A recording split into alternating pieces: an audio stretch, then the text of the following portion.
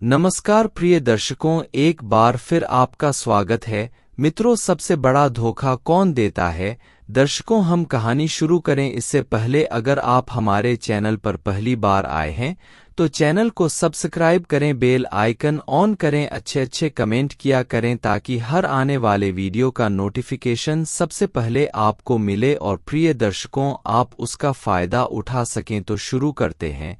प्रिय दर्शकों, आज की यह प्यारी सी कहानी, यह प्यारा सा वीडियो।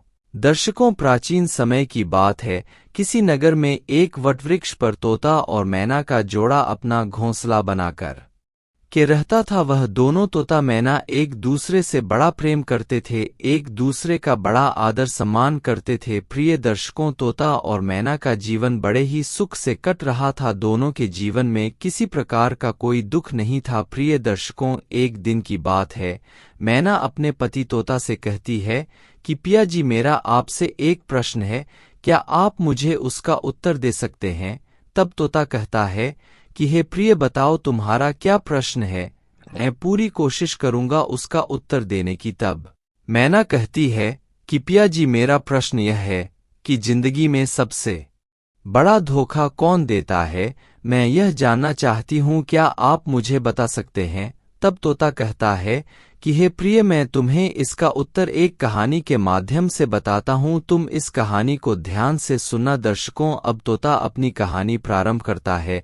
तोता कहता है कि हे प्रिय, किसी राजा के राज्य में उसका जो मंत्री था वह बड़ा ही लालची था। वह अक्सर यह सोचता रहता था कि इतने बड़े राज्य का अगर मैं राजा हो जाता तो कितना अच्छा होता। राज्य के सारे काम तो मैं करता ही हूँ, राजा तो सिर्फ नाम मात्र के लिए है। यही सारी बातें सोच सोचकर वह मंत्री हर समय उदास उदास रहता था। राजा को उसका उदास रहना अच्छा नहीं लगता था। राजा साहब उसकी उदासी का कारण उससे अकेले में पूछना चाहते थे। प्रिय दर्शकों, एक दिन की बात है। राजा अपने मंत्री को साथ में लेकर और बगीचे में टहलने के लिए गए। टहलते टहलते ही राजा ने हंसते हुए मंत्री से पूछा, है मंत्री जी, हम देख रहे हैं कि पिछले कई दिनों से ना तुम हंसते हो और ना ठीक से बोलते हो, तुम उदास उदास से रहते हो, क्या कारण है? आज अपनी इस उदासी का रहस्य बता ही दो, इसलिए मैंने तुम्हें आज एकांत में बुलाया है। मैं जानना चाहता हूँ कि तुम चाहते क्या हो, तुम्हारे जीवन की सबसे बड़ी इच्छा क्या है? आज तुम बेधड़क होकर, निर्भय होकर अपनी इच्छा मुझसे कहो, मैं तुम्हारी इच्छा की पूर्ति करने का प्रयास करूंगा। राजा की बात सुनकर मंत्री पहले तो कुछ शर्मिंदा सा हुआ, उसने अपना सर नीचे झुका लिया। प्रिय दर्शकों, तोता आगे कहता है कि हे प्रिय, चोर को अपने आपका ही डर होता है। राजा ने कहा है, मंत्री जी, आप घबराओ नहीं, आप अपने जीवन की सबसे बड़ी इच्छा मुझसे निर्भय होकर के कह सकते हो। तब मंत्री हिम्मत करके कहता है कि हे महाराज, मैं यह सोचता हूँ कि आप इतने बड़े राज्य के स्वामी हो, आपका जीवन कितना खुशहाल होगा। यदि मेरे पास भी इतना बड़ा राज्य नहीं तो कम से कम इस राज्य का आधा हिस्सा ही होता तो मैं अपने आप को सबसे बड़ा खुशनसीब समझता। राजा ने कहा, यदि ऐसी बात है तो इसमें मन को दुखी करने की क्या बात है? यदि मैं आपको आधे राज्य का स्वामी बना दूं तो कैसा रहेगा? राजा का जवाब सुनकर मंत्री घबरा गया, कहने लगा, महाराज, यह कैसे संभव हो सकता है? आप भला अपना आधा राज्य मुझे क्यों देंगे? कहीं आप मुझसे मजाक तो नहीं कर रहे हो? राजा ने कहा, नहीं नहीं, मैं आपसे कोई मजाक नहीं कर रहा हूँ। यह सुनकर मंत्री मन ही मन बड़ा खुश हुआ और अपने घर चला गया। इधर राजा साहब ने राज दरबार में इस बात की घोषणा कर दी कि मैं अपना आधा राज्य मंत्री के नाम कर दूंगा। साथ ही साथ यह भी घोषणा की कि आज से 25 दिन बाद में मंत्री का सर धड़ से अलग कर दूंगा। राजा की ऐसी विचित्र घोषणा सुनकर सारे दरबारी आश्चर्यचकित थे कि यह कैसी घोषणा है। राजा साहब उसे आधा राज्य देने की बात भी कर रहे हैं और 25 दिन बाद उसका सर काटने की बात भी कह रहे हैं। राजा की यह घोषणा सुनकर मंत्री बेहद डर गया और वह भागता हुआ राजा के चरणों में गिर पड़ा, कहने लगा, महाराज, आपको आधा राज्य नहीं देना है तो मत दीजिए, पर मेरा सर तो मत काटिए। जब मैं जीवित ही नहीं रहूंगा तो राज्य का सुख कौन भोगे? तब राजा कहने लगे, हे मंत्री जी, मैंने इसलिए तुम्हारा सर काटने की घोषणा नहीं की है कि मेरा आधा राज्य जा रहा है। मैंने तो इसलिए तुम्हें मारने की घोषणा की है ताकि तुम मेरे प्रश्नों के उत्तर दे सको। मेरे 3 प्रश्न हैं। इन तीनों प्रश्नों के जवाब यदि तुमने 25 दिन के भीतर मुझे नहीं दिए तो 25वें दिन मैं तुम्हारा सर काट लूंगा। मेरे तीनों प्रश्न इस प्रकार हैं। पहला प्रश्न है कि मनुष्य के जीवन में सबसे बड़ा धोखा कौन देता है। दूसरा प्रश्न है कि मनुष्य के जीवन में सबसे बड़ी सच्चाई कब आती है। और तीसरा प्रश्न है कि मनुष्य की सबसे बड़ी कमजोरी क्या है। प्रिय दर्शकों, तीनों प्रश्न मंत्री ने एक कागज पर लिख लिए और वहां से चला आया। अब तो मंत्री बड़ा परेशान हुआ। राजा ने उसे बहुत बड़े संकट में डाल दिया था। मंत्री सोचने लगा कि यह कैसी खुशी है जो मैं आधे राज्य का मालिक बनकर भी खुशी नहीं मना पा रहा हूं। इधर राज्य मिलने की खुशी है तो इधर 25वें दिन मरने का दुख है। मंत्री बहुत बड़ी दुविधा में फंस चुका था। सोचने लगा अगर 25वें दिन तक राजा के प्रश्नों का उत्तर नहीं दिया तो राजा मेरा सर काट लेगा। प्रिय दर्शकों, तोता आगे कहता है कि हे प्रिय, यह बात सच है। संसार का सुख इसी प्रकार का होता है। हर सुख के पीछे दुख लगा ही रहता है। यदि आपके जीवन में कभी सुख आ जाए तो उसे पाकर घमंड मत करना, क्योंकि वह सुख ही दुख लेकर आएगा। यह बात कटु सत्य है। मनुष्य को अधिक धन का सुख यदि मिल जाता है तो उसके साथ साथ आपके शत्रुओं की संख्या भी बढ़ जाती है। आपको लूटने वाले हर समय बाहें फैलाए खड़े रहते हैं। हर समय भय का जीवन जीना पड़ता है। कई प्रकार की चिंताएं हो जाती हैं। साथ ही साथ शरीर भी आलसी हो जाता है, क्योंकि मेहनत करना ही नहीं पड़ता, इसलिए बीमारियां अधिक बढ़ जाती हैं। जलने वाले लोग हर समय मौके की तलाश में रहते हैं। आपको गिराकर आगे बढ़ने के लिए वह घात लगाए बैठे रहते हैं। जिस प्रकार तोता अगर अन्य का सुख लेता है तो वह शिकारी के जाल में फंस जाता है। मछली यदि भोजन का सुख लेती है तो वह कांटे में फंस जाती है। प्रिय दर्शकों, सुख कुछ इसी प्रकार का होता है। अगर सुख भोगना चाहोगे तो दुख का सामना भी करना पड़ेगा। प्रिय दर्शकों, इधर वह मंत्री बड़ा बेचैन था। वह उन प्रश्नों के जवाब ढूंढने के लिए घर से निकल पड़ा। अब उसे इस बात की कोई खुशी नहीं थी कि वह आधे राज्य का राजा बन जाएगा। उसे तो बस इस बात का दुख था कि यदि राजा के प्रश्नों के जवाब नहीं दे पाया तो मैं मारा जाऊंगा। प्रश्नों का जवाब पाने के लिए वह बड़े से बड़े विद्वान के पास गया, संत महात्माओं के पास गया, पर उसे कहीं से उनके सही जवाब नहीं मिले। हर गांव हर नगर में अब वह दिन रात भटकने लगा, यहाँ तक कि भटकते भटकते उसके पैरों के जूते तक घिसकर फट गए। उसके कपड़े भी पुराने होकर फट चुके थे। उसके पास नहाने धोने और कपड़े बदलने का भी समय नहीं था। चिंता थी तो सिर्फ प्रश्नों के उत्तर पाने की। घूमते घूमते कई दिन बीत गए। बीते हुए दिनों के साथ साथ मंत्री की बेचैनी भी बढ़ती जा रही थी। पैरों में छाले पड़ चुके थे। अब उसका चलना मुश्किल हो रहा था, फिर भी वह चला जा रहा था। धीरे धीरे 3 हफ्ते होने को आ गए। अब तो 25 दिन में से केवल 1 दिन शेष बचा था। मंत्री बहुत थक चुका था। अगले दिन राजा उसका सर काट देगा, यही सोचकर दुख के मारे छाती बैठी जा रही थी। घूमते घूमते वह एक छोटे से गांव में पहुंचा। वहां गांव से बाहर एक महात्मा जी कुटिया बनाकर रहते थे। वह अपनी समस्या लेकर उन महात्मा जी के पास पहुंचा। अब वही उसकी आखिरी उम्मीद थी। मंत्री ने देखा कि महात्मा जी अपनी कुटिया में बड़े आनंद के साथ बैठे हुए थे। वहीं एक कुत्ता बैठा हुआ था जो एक बर्तन में रखे हुए दूध को अपनी जीभ से चाट चाट कर पी रहा था, और महात्मा जी भी सूखी रोटी को पानी में भिगोकर बड़े प्रसन्न होकर खा रहे थे। मंत्री जी जब कुटिया पर पहुंचे तो महात्मा जी ने देखा कि भिखारी जैसी दशा में एक शख्स उनके पास आया है, जिसके कपड़े फटे पुराने हैं, जूते के तलवे घिसकर एड़ियां बाहर निकल आई हैं।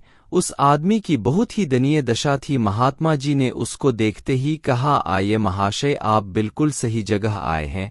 आपके तीनों प्रश्नों के जवाब आपको मेरे पास ही मिलेंगे। महात्मा जी की बात सुनकर मंत्री बड़ा हैरान हुआ कि मेरे बारे में महात्मा जी पहले से कैसे जानते हैं कि मैं कौन हूँ और यहाँ क्यों आया हूँ। तभी महात्मा जी उठकर खड़े हुए तो मंत्री ने देखा कि महात्मा जी ने ठीक उसी तरह के कपड़े पहने थे जैसे कपड़े राजा मंत्री को भेंट में देता था। महात्मा जी के वस्त्र देखकर मंत्री और भी ज्यादा हैरान था। महात्मा जी बोले, हैरान होने की जरूरत नहीं है, मैं भी किसी दिन तुम्हारी तरह राजा का ही मंत्री हुआ करता था। एक दिन तुम्हारी तरह मैं भी से शर्त लगा बैठा। राजा ने मुझसे भी 3 प्रश्न पूछे थे और कहा कि 25 दिन के अंदर उत्तर चाहिए, नहीं तो तुम्हारा सर काट दिया जाएगा। मंत्री ने बड़ी हैरानी से पूछा, है स्वामी, क्या आपने राजा के तीनों प्रश्नों के उत्तर दिए थे? महात्मा ने कहा, हाँ, मैंने उनके तीनों प्रश्नों के उत्तर दिए थे और राजा ने मुझे अपना आधा राज्य भी दिया था, परंतु मैं उस राज्य को ठोकर मारकर अपने कुत्ते के साथ इस कुटिया में आकर रहने लगा और सूखी रोटी पानी में भिगोकर खाता हूँ और निर्भय होकर आनंद से रहता हूँ। न किसी चीज को खोने का गम है, न किसी चीज को पाने की लालसा है। अब मैं अपने आप को सर्व सुखी महसूस करता हूँ। मंत्री ने पूछा, है महात्मा जी, क्या आप मेरे तीनों प्रश्नों के उत्तर बता सकते हो? तब महात्मा जी बोले, हाँ, मैं तुम्हारे 2 प्रश्नों के उत्तर तो निःशुल्क दूंगा, पर एक प्रश्न का उत्तर बताने के लिए तुम्हें उसकी कीमत चुकानी पड़ेगी। मंत्री बोला, आप चाहे जो भी कीमत बताओगे मैं देने को तैयार हूं, पर मुझे उत्तर जरूर बता दो। महात्मा जी ने कहा, सुनो, तुम्हारा पहला प्रश्न था कि जिंदगी का सबसे बड़ा धोखा कौन देता है, तो अब ध्यान से सुनना। जिंदगी ही जिंदगी में सबसे बड़ा धोखा देती है। जिंदगी इंसान का सबसे बड़ा धोखा है। मनुष्य जिंदगी पाकर अपने आप को क्या क्या मान बैठता है कि मैं यह हूं, मैं वह हूं, मैं यह कर सकता हूं, मैं वह कर सकता हूं, मैं ही सबको खिला रहा हूं, मेरी वजह से ही लाखों लोग जी रहे हैं। जिंदगी को जीने के लिए वह झूठ छल कपट सबका सहारा लेता है। वह अभिमान में आकर किसी को कुछ समझता भी नहीं है और एक दिन यह जिंदगी उसे धोखा दे जाती है। उसकी सारी चीजें, सारे गुण, सारे दोष धरे के धरे रह जाते हैं। जिंदगी पाकर सब कुछ स्वयं को मान लेना ही मनुष्य की जिंदगी का सबसे बड़ा धोखा है, जबकि वह तो किसी और के हाथों की कठपुतली है। चाहे वह आपको अधिकारी बना दे या भिखारी बना दे, करवाता वही है, तुम कुछ नहीं करते। महात्मा जी आगे कहते हैं कि तुम्हारे दूसरे प्रश्न का उत्तर है मौत। मौत ही जीवन की सच्चाई है। जो आया है उसे मौत को स्वीकारना ही पड़ेगा। ऐसा नहीं है कि आप बड़े धनवान हैं और मौत जब आपके पास आएगी तो आप उसे रिश्वत दे दोगे तो वह लौट जाएगी। ऐसा नहीं है कि तुम बड़े खूबसूरत दिखते हो तो मौत तुम्हारी सुंदरता को देखकर तुम्हारे पास नहीं आएगी। ऐसा नहीं है कि तुम बड़े ज्ञानी हो और मौत जब तुम्हारे पास आएगी तो तुम उसे उपदेश देकर समझा दोगे तो वह लौटकर चली जाएगी। ऐसा भी नहीं है कि तुम बड़े बहादुर हो तो वह तुमसे डर कर भाग जाए। तुम चाहे जो भी हो, तुम्हारा कोई भी उपाय काम नहीं आएगा। इसलिए यही जीवन की सच्चाई है। प्रिय दर्शकों, महात्मा जी आगे कहते हैं कि अब मैं तुम्हारे तीसरे प्रश्न का उत्तर तभी बताऊंगा जब तुम उसकी कीमत चुका होगे। मंत्री जी बड़े व्याकुल होते हुए बोले, क्या कीमत है महाराज? तब महात्मा जी कहते हैं कि तीसरे उत्तर को पाने के लिए तुम्हें हमारे कुत्ते का झूठा दूध जो बच गया है उसे पीना होगा। क्या तुम्हें यह मंजूर है?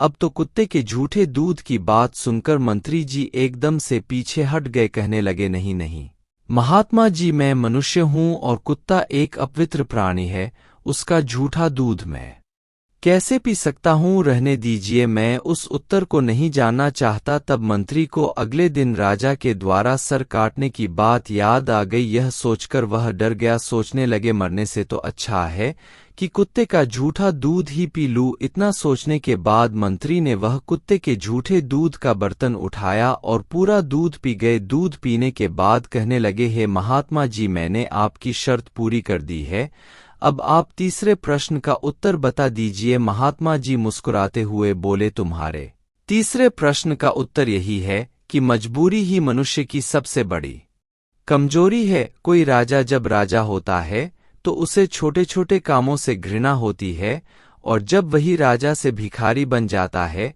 तो वह छोटा से छोटा काम करने के लिए भी मजबूर हो जाता है। जो शेर स्वतंत्र होने पर सबको मारने की क्षमता रखता है, वही शेर मजबूरी में सर्कस में कतब करके दिखाता है। ऐसे ही हर प्राणी का हिसाब है। जिस काम को वह नहीं करना चाहता मजबूरी में इंसान को वह काम भी करना पड़ता है। तुम भी अपनी मौत से डरकर कुत्ते का झूठा दूध पी गए। यह तुम्हारी मजबूरी ही थी और यही मनुष्य की सबसे बड़ी कमजोरी है। प्रिय दर्शकों, तोता आगे कहे कि हे प्रिय, तीनों प्रश्नों के उत्तर जानकर मंत्री बड़ा प्रसन्न हुआ। उसे सारे उत्तर तो मिल गए थे, पर उसे उन प्रश्नों के उत्तर जानने के बाद उसके मन में जो राज्य पाने की लालसा थी वह खत्म हो गई। मंत्री ने राजा के प्रश्नों के उत्तर तो जाकर बता दिए, पर राजा ने जब उसे आधा राज्य देना चाहा तो मंत्री राज्य को ठुकरा कर और सबको छोड़ छाड़ कर महात्मा जी की तरह जंगल का वासी हो गया। प्रिय दर्शकों, इतनी कहानी तोता अपनी पत्नी मैना को सुनाता है और मैना को उसके प्रश्न का उत्तर मिल जाता है। तो प्रिय दर्शकों, हमारी आज की यह कहानी यहाँ समाप्त होती है। हम उम्मीद करते हैं कि आपको हमारी आज की यह कहानी पसंद आई होगी और आप इससे ढेर सारी प्रेरणाएं लेंगे। मिलते हैं अगली ज्ञान चर्चा के साथ अगले वीडियो में। तब तक के लिए नमस्कार, धन्यवाद।